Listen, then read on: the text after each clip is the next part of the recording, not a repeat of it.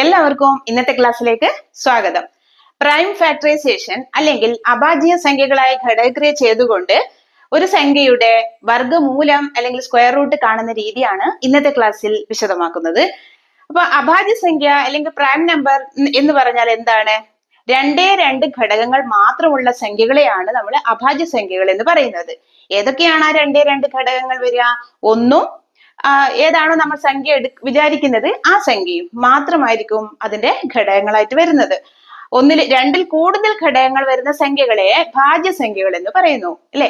അപ്പൊ എല്ലാ ഭാജ്യസംഖ്യകളെയും നമുക്ക് അഭാജ്യ സംഖ്യകളായിട്ട് ഘടകക്രിയ ചെയ്യാൻ വേണ്ടി പറ്റും. ഓക്കെ, അപ്പൊ അങ്ങനെ ഏതൊരു സംഖ്യയുടെയും വർഗ്ഗമൂലം കണ്ടുപിടിക്കുന്ന രീതി നോക്കാം. ഓക്കെ, ഉദാഹരണത്തിന് നമുക്കിപ്പോ 36ന്റെ വർഗ്ഗമൂലം കാണണം. അതായത് √ 36 കണ്ടുപിടിക്കണമെങ്കിൽ നമ്മൾ ഇങ്ങനെ ചെയ്യാം. 36നെ ഘടകക്രിയ ചെയ്യാൻ ഇങ്ങനെ വരക്കണം. അപ്പൊ നമ്മളിപ്പോ പറഞ്ഞു അഭാജ്യ സംഖ്യകൾ എന്ന് പറഞ്ഞാൽ ഏതൊക്കെയാണ് അഭാജ്യ സംഖ്യകള്? 2, 3, 5, 7, 11, 13 ഇതൊക്കെയാണ് അഭാജ്യ സംഖ്യകൾ. അപ്പൊ അങ്ങനെയാണെങ്കിൽ ഇതൊരു ഇരട്ട സംഖ്യ ആയതുകൊണ്ട് 36 എന്ന് പറഞ്ഞ ഒരു ഇരട്ട സംഖ്യയാണല്ലോ. അപ്പൊ നമുക്കതിനെ 2 കൊണ്ട് ഹരിക്കാം. അപ്പൊ ഇതില് ഏറ്റവും ക്രമത്തിൽ എടുക്കുന്നത് ഏറ്റവും നല്ലത്. ആദ്യം നമുക്ക് 2 കൊണ്ട് ഹരിക്കാം. 36നെ 2 കൊണ്ട് ഹരിച്ചാല് നമുക്കറിയാം ഏതൊരു സംഖ്യയും 2 കൊണ്ട് ഹരിക്കുക എന്ന് പറഞ്ഞാൽ ആ സംഖ്യയുടെ പകുതിയാണ് കിട്ടുക, അല്ലെ? അപ്പൊ 36ന്റെ പകുതി എത്രയാ? 18 എന്ന് കിട്ടും. ഓക്കെ, ഇനി വീണ്ടും 18 എന്ന് പറയുന്നത് ഇരട്ട സംഖ്യയാണ്, അല്ലെ? അപ്പൊ വീണ്ടും നമുക്ക് 2 എന്ന അഭാജ്യ സംഖ്യ തന്നെ അവിടെ എടുക്കാം. 18ന്റെ പകുതി, അല്ലെ? 2 കൊണ്ട് ഹരിക്കുക എന്ന് പറഞ്ഞാൽ എപ്പോഴും എളുപ്പം നമുക്ക് ഈ രീതിയിൽ ചിന്തിക്കുന്നതാണ്, പകുതിയാക്കുക. 18ന്റെ പകുതി എത്രയാ? 9.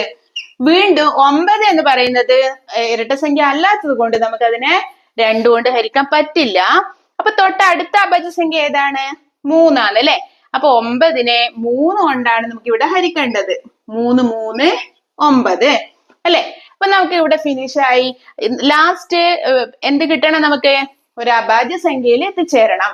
അപ്പൊ 3 എന്ന അഭാജ്യ സംഖ്യയിൽ എത്തിച്ചേർന്നത് കൊണ്ട് ഇവിടെ ഈ പ്രോസസ് ഇവിടെ ഫിനിഷ് ആയിട്ടുണ്ട്.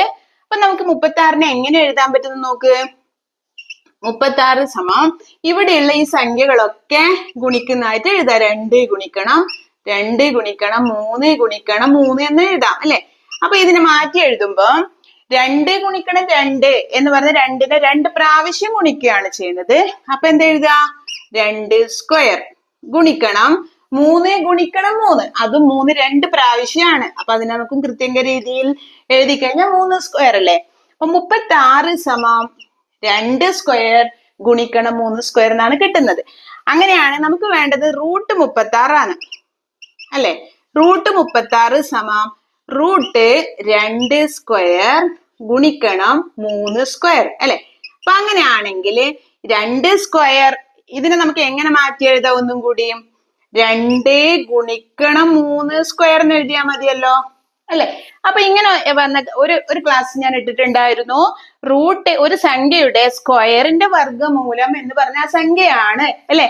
അപ്പൊ 2 ഗുണിക്കണം 3 സ്ക്വയർ എന്ന് പറഞ്ഞാൽ 2 ഗുണിക്കണം 3 അല്ലേ? അപ്പൊ 2 ഗുണിക്കണം 3 പറഞ്ഞാ 6. അപ്പൊ √ 36 നമുക്ക് എത്ര കിട്ടി? √ 36 സമം 6 എന്ന് കിട്ടി. ഇനി വേറൊരു സംഖ്യ നമുക്ക് രണ്ടാമതായിട്ട് 100ന്റെ വർഗ്ഗമൂലം കാണുന്നത് എങ്ങനെ നോക്കാം. √ 100. ഇതേപോലെ നമുക്ക് ഇതിനെ ഘടകക്രിയ ചെയ്യണം. എങ്ങനെ ചെയ്യാം?